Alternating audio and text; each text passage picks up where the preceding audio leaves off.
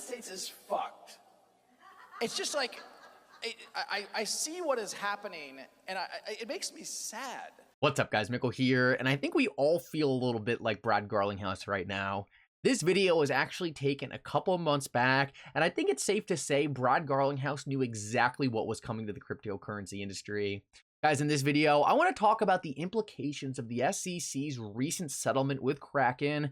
I actually have to make some statements that might shock you guys here, so make sure to stick around for that. I want to talk about why I think the SEC actually got some stuff right here, but why they were also dead wrong in bringing the case in the fashion they did. You are definitely going to want to see that. At the end of the video, I also want to show you something absolutely shocking. Joe Lubin came out with a statement of what he thinks about the SEC's recent enforcement actions. Trust me, you are definitely going to want to stick around to the end of the video to see that. Like always, guys, your support means so much to this channel. If you want to see more videos just like this, make sure to hit the like and subscribe button down below and turn on bell notifications. These three simple things go such a long way in helping this channel grow, and it really does mean so much to me. If you guys ever need a good place to buy some XRP, make sure to check out my favorite exchange, Uphold, down in the description of this video. With that said though, let's jump right into it, and I hope you guys enjoy the content. So I want to start out this video and make a statement that is likely going to shock a lot of you, and that is that I actually agree with the SEC that Kraken staking as a service product was a security. I tweeted out earlier today, Kraken staking as a service product was likely a security. There is a massive difference between directly staking a client's assets in a self-hosted wallet and creating a yield product where staking is merely part of the achieved yield. People were counting on Kraken to deliver the yield, not the protocol. With that said, the SEC should be providing guidance, not lawsuits. Guidance would make things like this clear. Instead, the SEC wants power. And what I'm pointing out here is the fact that the SEC actually wasn't wrong in their case against Kraken. Essentially, what Kraken was doing was saying, hey, if you stake your crypto with us, we'll give you 20% yield. Now, the crypto Kraken was staking wasn't actually getting 20% yield. So what Kraken was doing was they were saying, the staking of the asset is getting 10% yield, and then we're lending out some of your assets to get you the other 10%. So essentially, Kraken's staking product wasn't actually only them staking. They were doing other things on the back end to try to make up the yield to give you your return. Now, to be completely honest, this is a security. People were not counting on the protocol to get them their yield. They were counting on Kraken to do whatever they needed to do to make up the yield. Think about this. Kraken was offering a yield on Bitcoin. That is impossible. You can't even stake Bitcoin. This means that Kraken wasn't staking, they were lending, which is a security. If you're lending someone's cryptocurrency out, that's a securities transaction because you are counting on Kraken to get you that yield. Now, with that said, it doesn't mean I completely agree with the SEC here. The SEC should not have brought this case. The SEC should have made it clear to the market that what Kraken was doing was wrong and it was a security the way they were doing it. Instead, the SEC lets Kraken do this for years and then randomly comes after them and says, hey, you messed up, here's a fat lawsuit, and screws them over. I think it's so important to understand that the reason why cryptocurrency companies are doing stuff like this is because the SEC won't provide any guidance. No one knows where the line is, and it allows these cryptocurrency companies to come too close to the line. But if there was clear rules, they would not be so close to the line. So the SEC, instead of just giving guidance to the market and pushing regulation by enforcement, is a massive part of the issue. So I agree with the SEC's assessment that the Kraken staking product was likely a security. But I don't agree with them bringing the case in the way they did. We need guidance before the SEC should be suing these companies. Now, I also want to point out that I don't think all staking is going to be a security.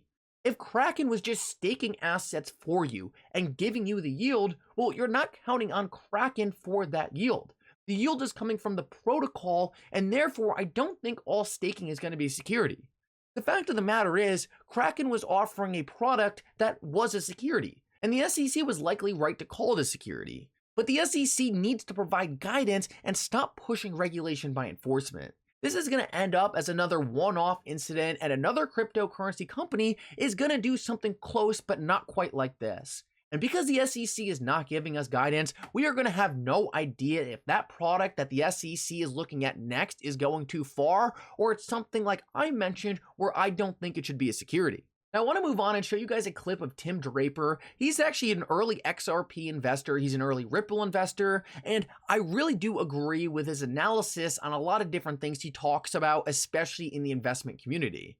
Now, I want to show you what he has to say about the SEC's actions because I think he makes a really good point, and it's going to help you guys understand that even though the SEC was likely right in their enforcement action, I think he's going to make it clear to you guys why it's still so bad for the industry, the way in which they are approaching it. Listen up to this. My best example is Korea, because Korea was split in half. There was North Korea and South Korea. North Korea had a government that decided to control everybody and tell everybody what to do. And they were, Marxist, socialist, communist group. And all those people worked along that program. In South Korea, they set people free, they trusted them, they built a democracy, they were capitalistic, they were free market, open borders. And today, it's been 70 years. Today, the average South Korean now makes 460 times what the average North Korean makes. And the average South Korean is now 4 inches taller than the average North Korean. So it's pretty clear to me that people will thrive if you set them free, if you trust them and set them free.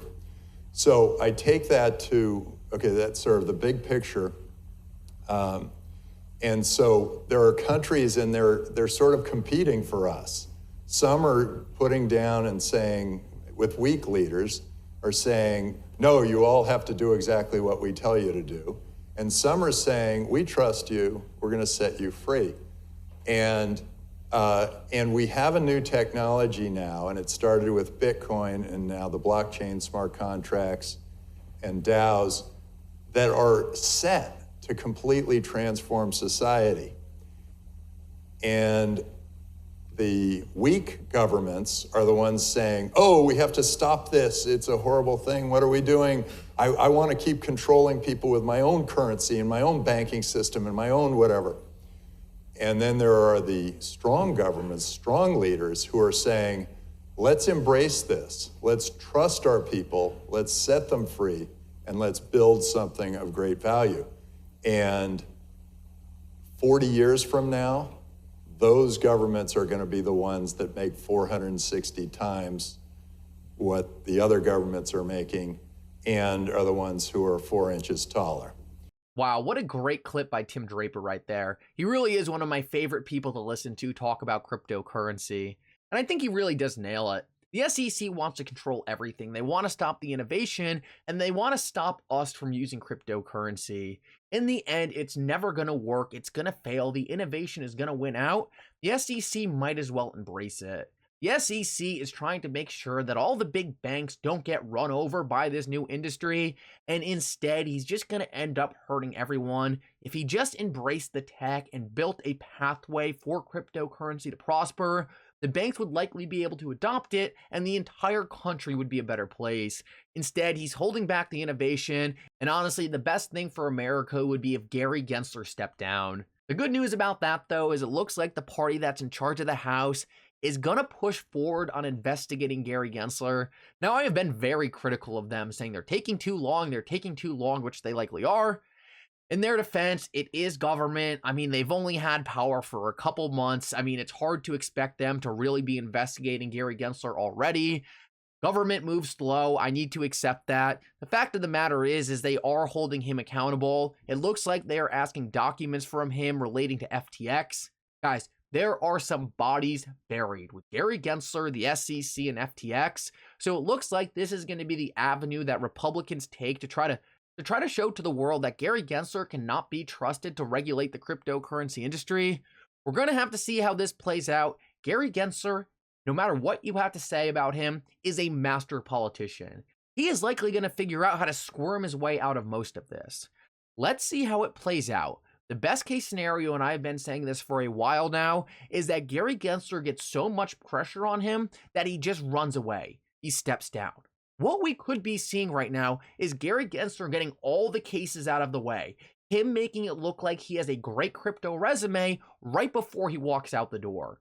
We know he wants to go to the Treasury. We know Janet Yellen wants to step down from the Treasury. Let's see how things play out. Like I have been saying, we need to get pressure on him. This is a good first step, but we're going to need more. So I want to finish this video off and talk about something pretty hilarious.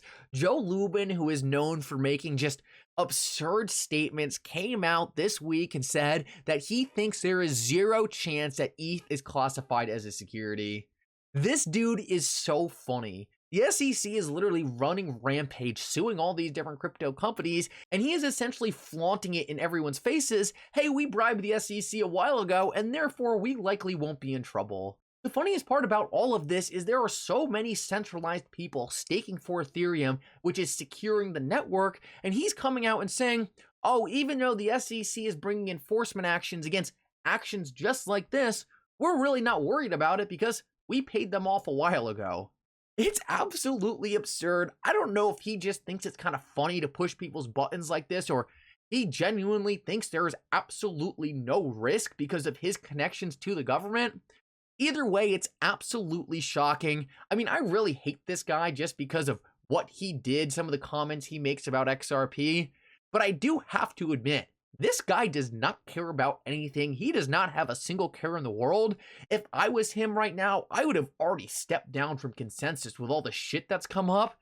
He seems to not care, which even though I hate him, I kind of do respect the fact that he's just going to say whatever he wants. Either way, though, I thought this was pretty wild. It shows how out of touch he really is.